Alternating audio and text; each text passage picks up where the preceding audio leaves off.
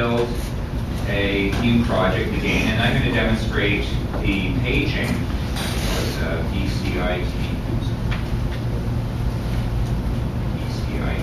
PCIT3. This one we're going to bind to a server. We'll type PHP and validate the configuration. So Flash Builder is now able to talk to the server. It knows it can talk to the server. So we're going to finish this application off. And like the previous ones, we're again going to say, let's connect to a data service. And this one's PHP. Now, what if you're a designer, you know nothing about PHP, you have not a clue what PHP is, or you only do ActionScript, which is a cooler language sometimes. And I didn't say that. Well, this one, Flash Builder 4 actually has in it the ability to introspect PHP. So I point this at the PHP and hit next, and it comes back and it sees all the functions that are available in a PHP module. So the one we want to work with, there's two of them actually, the count and the get items page are the two that are important for this. So we've now built our services using the wizard. The get items page, we now have to configure the return type for it. Now, we're going to do this by inspecting it again. But because this one demands parameters, it can't just do it by going out and looking at the PHP. We have to actually feed it some numbers, because it takes, when you invoke it, you can't just say like, invoke get items page. You have to say invoke get items page and feed it those two start index and number of items you want to return. They're both integers. So we can type this, and again, this is done without coding. So we're going to type this one to an integer as well. And for testing it, we can just enter 1 and 2 as values. It's not really important. It goes out, and it goes, oh, here are the things coming back out of the database. They're all of type string. We have a customer ID, a customer name, etc. That's pretty cool. So we finished that. So now you can see the return types changed here. The other one we have to do is the count. And the count is something that keeps track of where the index is between the communication from the client side and the server side.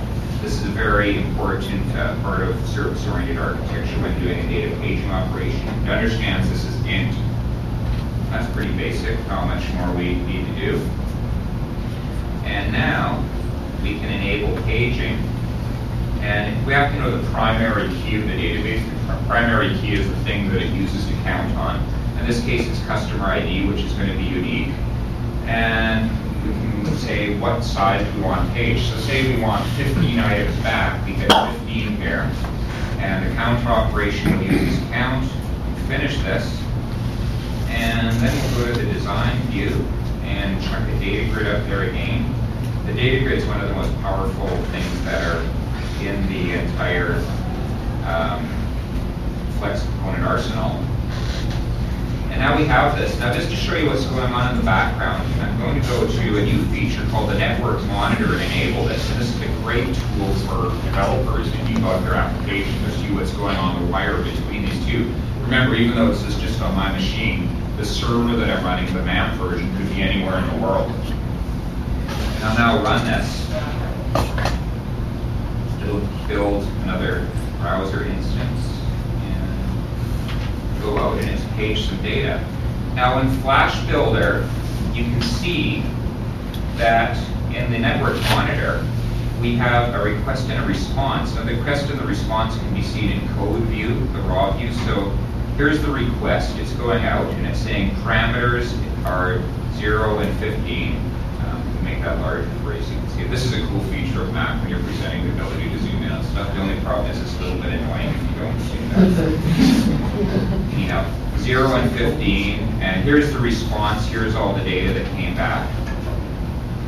So it made 1, 2, 3 communication passes so far, because it had to talk to the count operation and to the get items page. But watch what happens now. As we page down here, it looks like we have this list that goes on and on forever. You see how small the little thumb is on the slider? As we go down, the data grid is aware of when it's going to run out of data. When it's just about to run out of data, it makes another call back to get 15 more items.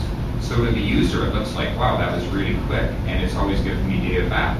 When, you know, the alternative to this would be it may take an hour for all the data to download before it can render this. So as we go down, you'll see in the lower section on the network monitor, more things coming in, more calls going in and out. Okay, so that's probably, I told you I could go on for like days on this. I teach code camps. Actually, just a word on this too.